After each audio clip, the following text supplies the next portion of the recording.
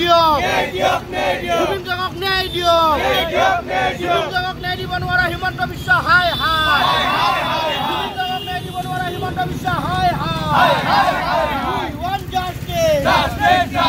we want justice Zubeen গাৰ্গক ন্যায় দিব নোৱাৰা অসম চৰকাৰ হাই হাই জুবিন গাৰ্গক ন্যায় দিব নোৱাৰা অসম চৰকাৰ হাই হাই শিল্পী জুবিন গাৰ্গক ন্যায় দিব লাগিব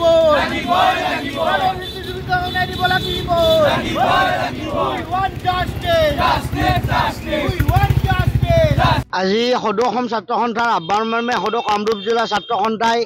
জুবিন গাৰ্গৰ ন্যায় বিচাৰি এই বিক্ষোভ কাৰ্যসূচী ৰূপায়ণ কৰিছোঁ আৰু এই বিক্ষোভ কাৰ্যসূচীস্থলীৰ পৰা আমি অসম চৰকাৰক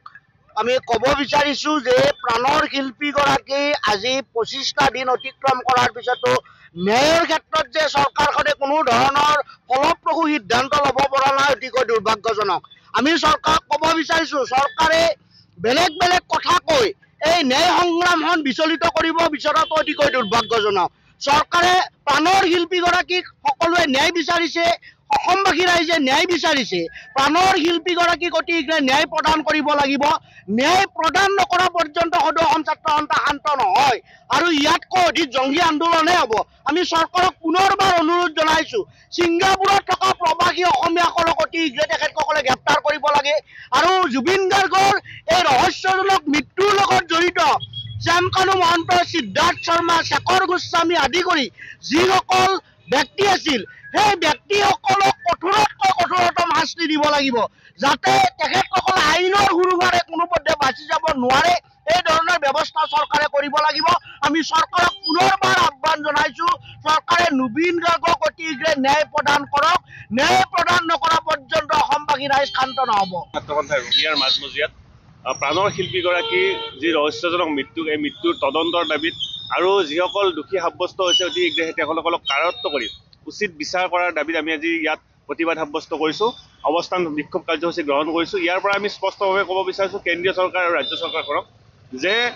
যি সময়ত প্ৰাণৰ শিল্পীগৰাকীয়ে নোহোৱা হোৱাৰ বেদনাই অসমত তথা ভাৰতবৰ্ষৰ ৰাইজক বা জুবিন অনুৰাগীক অসমবাসীৰ প্ৰাণৰ শিল্পীগৰাকী নোহোৱাত আমি যেনেকৈ ধৰণৰ আৱেগিকভাৱে আমি ভাগি পৰিছোঁ বা ভাগি পৰা গৈছে অসমৰ ৰাইজ, সেনে সময়তে কিন্তু অসমৰ এই প্ৰাণৰ শিল্পীগৰাকীক ন্যায় দিয়াৰ ক্ষেত্ৰত যি ধৰণৰ ব্যৱস্থা গ্ৰহণ কৰিব লাগিছিলে, যি ধৰণৰ ক্ষিপ্ৰতাৰে ব্যৱস্থা গ্ৰহণ কৰিব লাগিছিলে হেমন্ত বিশ্ব শৰ্মাৰ নেতৃত্বাধীন চৰকাৰখনে এতিয়ালৈকে ব্যৱস্থা গ্ৰহণ কৰিব নোৱাৰাটোৱে এতিকে দুৰ্ভাগ্যজনক আৰু দুখজনক বিষয়। এটা কথা স্পষ্টভাৱে ক'ব বিচাৰিছোঁ শ্যামকানু মহন্ত, সিদ্ধাৰ্থ শৰ্মা, তাৰ সমান্তৰালভাৱে শেখৰ জ্যোতি গোস্বামীকে আদি কৰি যিসকলক কাৰাৰত্ব কৰিলে তেখেতসকলক উপযুক্ত শাস্তি বিহিবই লাগিব, এইটো কথা স্পষ্ট। তাৰ সমান্তৰালভাৱে যিসকল ব্যক্তিয়ে জুবিন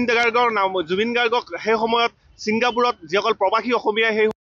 কৰিছিলে, যিসকলে তেওঁলোকে পাৰ্টি আয়োজন কৰি উন্মুক্তভাৱে তেওঁলোকে যি ধৰণৰ এক জুবিন গাৰ্গক সাগৰত নমাৰ পিছত যি ধৰণৰ হৰ্ষ উল্লাস কৰিছিলে সেইসকল প্ৰৱাসী অসমীয়াক চোঁচৰাই আনিবলৈ আমি দাবী জনাইছোঁ আৰু তেখেতসকলৰ ওপৰত বিহিত ব্যৱস্থা গ্ৰহণ কৰিবলৈ আমি দাবী জনাইছোঁ। আৰু কেন্দ্ৰীয় চৰকাৰখন যিখন ডাবল ইঞ্জিনৰ চৰকাৰৰ কথা কয় তেওঁলোকে, আমি যিখন চৰকাৰে ডাবল ইঞ্জিনৰ কথা কয়, ডাবল ইঞ্জিন থকাৰ পিছতো চৰকাৰখন থকাৰ পিছতো প্ৰৱাসী অসমীয়াসকলক এতিয়ালৈকে কাৰাৰত্ব কৰিব নোৱাৰাটো বা তেখেতসকলক চোঁচৰাই আনিব নোৱাৰাটো অতিকৈ